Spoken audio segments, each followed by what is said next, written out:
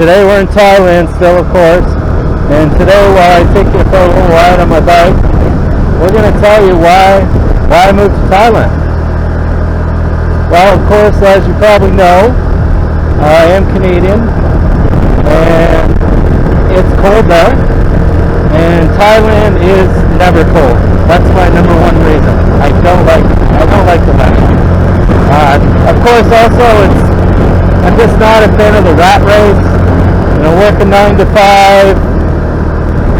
just all the, just suddenly, you know, driving to and from work, day in, day out. You know, I had a pretty good job there in Canada. For the last couple years, well, but 4 or 5 years, I've actually been able to work from home. And I lived in the Philippines for about 2 years. And during that time, I really just loved the culture, the you know, how inexpensive it was for things, that way of life. Now also we're going to take a little pause, we're going to continue to tell you. But this is one of the reasons why I moved to Thailand right here. Now just 2 minutes from my house here, not even, just up the hill with the bike. People come here, you know, they're tourists, and God love them. Thailand. Sometimes I forget I'm not in the Philippines.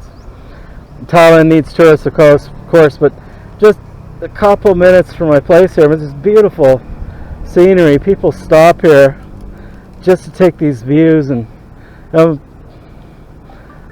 me, I live here. I can come here anytime. I don't have to schedule in all these excursions. And if you want to come to Thailand, great, there's a lot of stuff to do, and I suggest it. But for me personally, I moved here, so I've got all the time I need.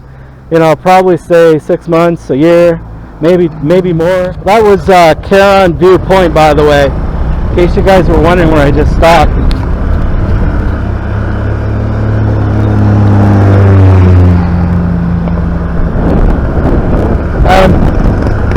So anyway, yeah, I just really love living in a place where it's warm all year. Sure, it might get a little rainy and windy sometimes, and there's a language barrier, and yeah, things get a little frustrating, definitely, for things, but any country can be frustrating.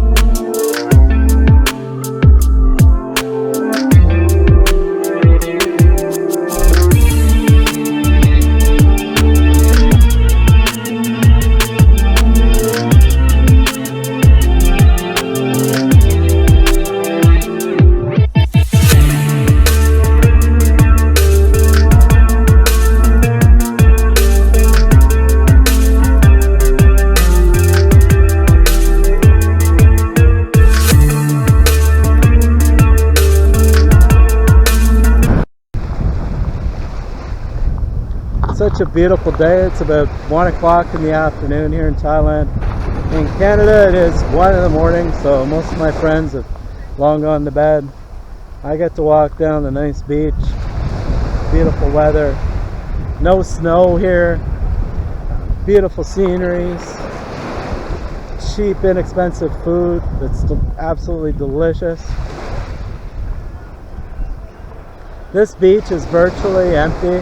I mean, I think I've never been here pre-pandemic, but I would think that normally this beach would just be packed full of people.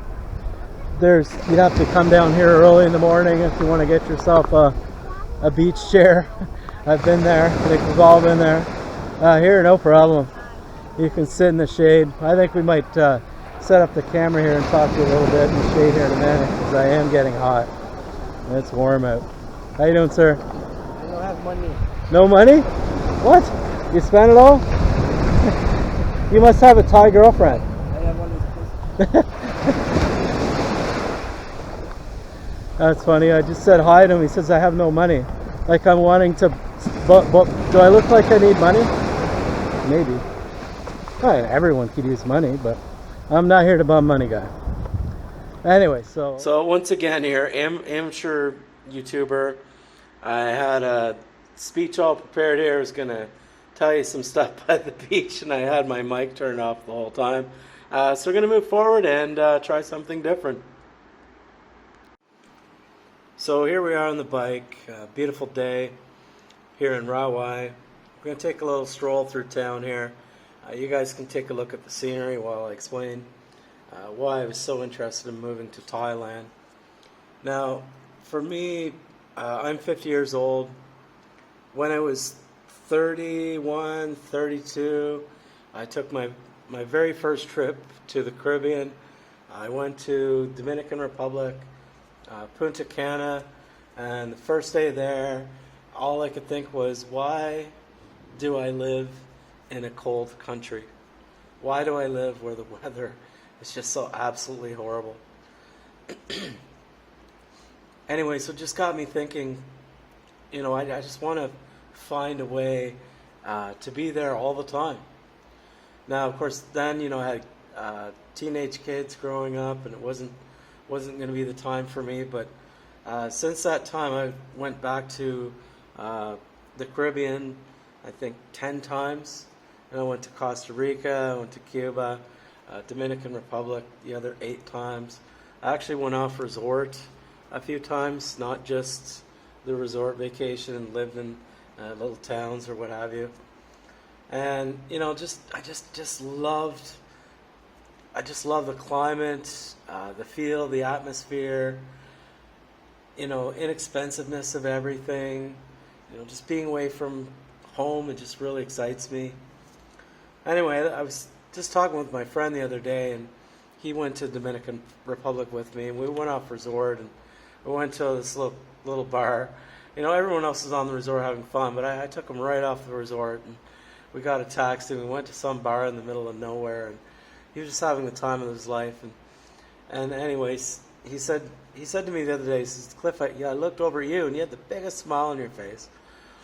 And he's right. Yes, I did have the biggest smile on his face because I was watching my friend enjoy what I had been experiencing for years. And that was his first time really being off resort, being, you know, experiencing the culture of a different country.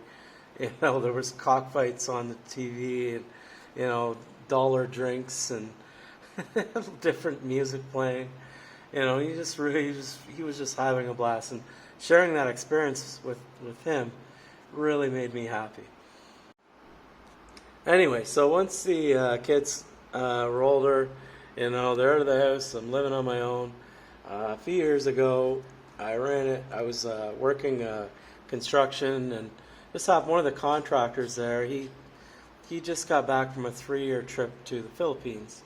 Now, he was telling me how great it was, and how wonderful, and everything about it, and I just, you know, and I worked with him for a couple weeks. And, you know, I would go home at night after work, and I'd go and I'd look at the Philippines, and I started investigating and looking at it, and I'd even go on Google Maps and drop the little pin, and or the little man on the street, and you could actually, you know, feel like you're driving around these little towns and along the streets, see the people. And for construction in Canada, it can be quite seasonal. So I planned a winter trip to go there, and I went for 4 months, in fact. So now we're still on the bike, and we're actually just gonna show you the beach side of Rawai. Pretty nice views while we continue. But anyway, so I went to the Philippines for 4 months, and I tried to start a business there, and it just didn't pan out. But I was planning to move there permanently, but I only stayed 4 months. I had to come back home and secure some financial things and make sure that I was safe. But from that point on, from living in the Philippines for 4 months, I knew that living abroad was for me. And the reason is just the cost of living and the people and the food and the weather, but more than that, it's just the lifestyle.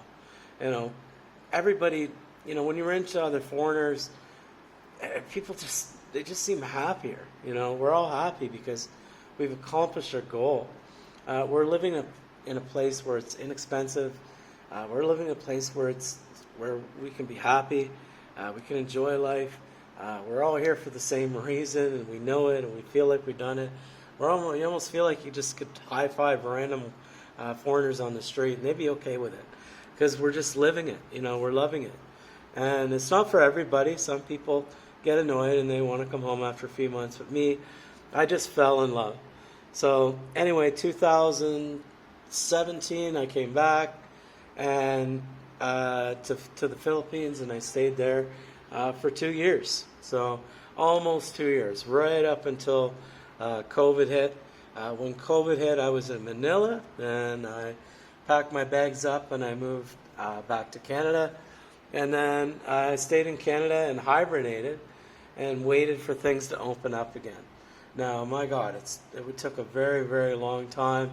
The Philippines never opened. I do have my girlfriend in the Philippines, and we'd love to be together, but it's just not going to happen. We still communicate almost every day. She actually just got hit with that typhoon, and she doesn't have power at her house. Her family's all okay. Her house is quite damaged. But I'm not even really communicating with her much right now. So anyway, I was watching for other places to go, and of course Thailand is part of Asia, and I've already spent some time there. And they were offering their Sandbox program, and so I jumped on board. I researched for several months, waited for the right time, processed all the paperwork, paid the money to come, and boom, you know, I got on a plane. And I'll tell you, I've never been happier. I would still rather be in the Philippines. We can talk about that later in another video that I will make. But I'll tell you, I'm 100% loving it here. And right after this little shot here, we're going to move on to some fireworks for 2022. It is New Year's Eve here. But I also just want to say, before we go to that, you know, in the 2 months I've been here, I went to Pattaya. I spent a week there, visited some friends, spent Christmas there, went to Phi Phi Island, visited so many beaches. I've got a lot of exciting content to come. Please keep watching. Please join me with some fireworks coming up. Like and subscribe. Here we go. Fireworks.